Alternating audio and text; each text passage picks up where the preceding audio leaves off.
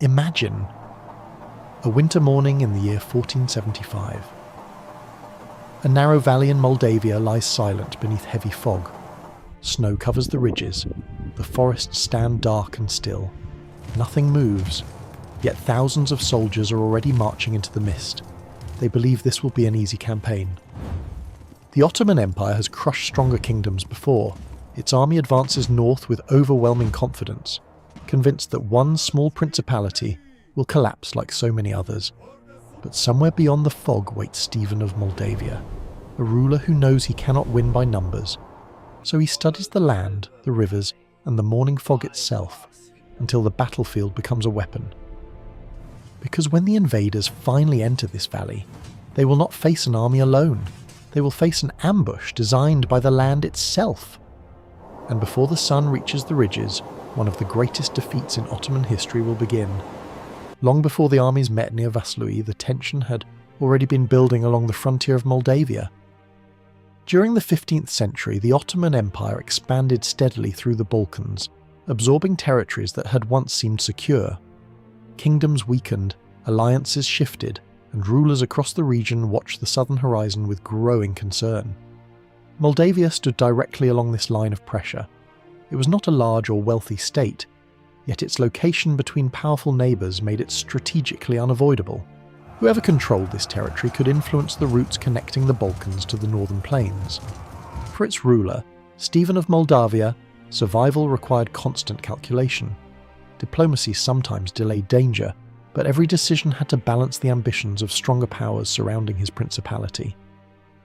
For several years, Stephen managed this balance carefully. Tribute payments and negotiations bought valuable time. Yet the arrangement grew increasingly fragile. Ottoman influence continued to move northward, and political demands grew heavier. Control of important trade routes and river passages became a point of constant tension. Moldavia also sought understanding with rulers in Hungary and Poland, hoping that shared interests might slow Ottoman expansion. But larger kingdoms faced their own priorities, and meaningful military support remained uncertain. By the early 1470s, the fragile balance had begun to break apart.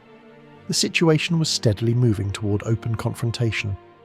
When reports arrived that a large Ottoman army was assembling for a northern campaign, Stephen immediately understood the danger. The invading force would significantly outnumber his own army.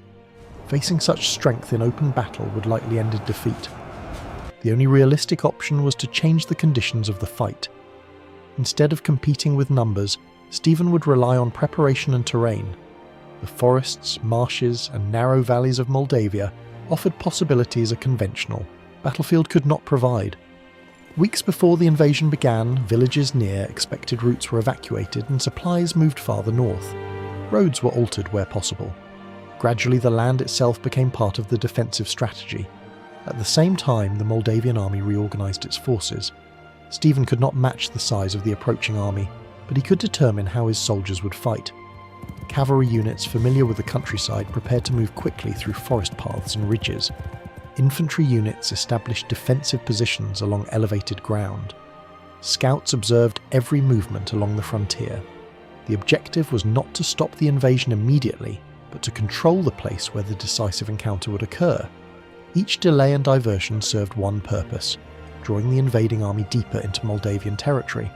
Meanwhile, the Ottoman army began its advance northward. Thousands of soldiers moved through winter terrain while supply wagons followed behind the main formations. From their perspective, the campaign appeared straightforward. Moldavia was small and isolated, while their own army was large and experienced. Brief Moldavian attacks against scouting parties seemed to confirm that the defenders lacked strength for a major battle. Yet those attacks had another purpose. They encouraged the Ottomans to continue deeper into territory where forests thickened and valleys narrowed. As the army advanced, Stephen focused on terrain near the town of Vaslui. The area combined features that could limit the advantages of a larger force. Marshy ground restricted movement, while ridges on both sides of the valley offered elevated positions for defenders. Winter fog often settled across the valley floor during early morning hours, reducing visibility and distorting sound. In such conditions, large formations could struggle to coordinate their movements. The battlefield was not chosen for spectacle, but for control. Moldavian units quietly moved into concealed positions along the ridges and forest edges overlooking the valley. Defensive earthworks were hidden beneath snow, while archers and infantry waited in silence along the heights. Cavalry units remained concealed beyond the main battlefield, prepared to strike when needed. From the valley floor, the terrain appeared empty and quiet, yet along the surrounding slopes, thousands of soldiers waited for the advancing columns to reach the narrowest ground below.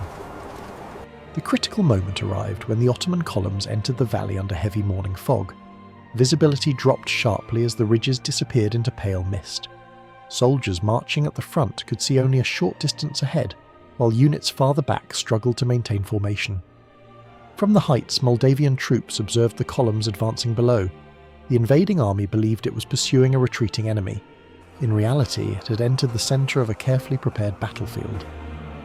This was the moment the entire plan had been waiting for. Signals echoed across the ridges and the attack began from several directions at once. Arrows descended from concealed positions while cavalry units struck exposed flanks before disappearing again into the mist. Confusion spread quickly as officers struggled to identify the direction of the assault. Sound travelled unpredictably through the fog, making commands difficult to coordinate. The organised advance of the Ottoman army began to fragment. As the fighting intensified, the narrow valley amplified every difficulty facing the invading army. Limited space restricted manoeuvring, while uneven ground beneath the snow slowed attempts to regroup. Moldavian attacks from several directions prevented the formation of a unified defence. The battle had shifted completely onto terrain prepared by Stephen's army. What had begun as a confident advance was becoming a struggle to regain order. And as the fog slowly began to lift, the scale of the confrontation finally emerged.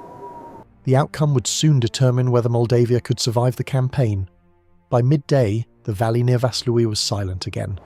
The columns that had marched north with confidence were gone, scattered across the frozen ground, broken by terrain, fog, and a plan that had unfolded exactly as intended. The victory did not destroy the Ottoman Empire, but it proved something just as important. A smaller state fighting on its own land and choosing its moment carefully could still resist one of the most powerful armies of the 15th century. News of the battle spread quickly across Europe. Rulers who had watched the Ottoman advance with growing fear now saw that the empire was not invincible, and that resistance was still possible. For Stephen of Moldavia, the victory meant survival. For now. The empire would return again. It always did. But on that winter morning in 1475, a narrow valley, a wall of fog, and a carefully chosen battlefield changed the course of a campaign, and proved that even an empire can walk straight into a trap.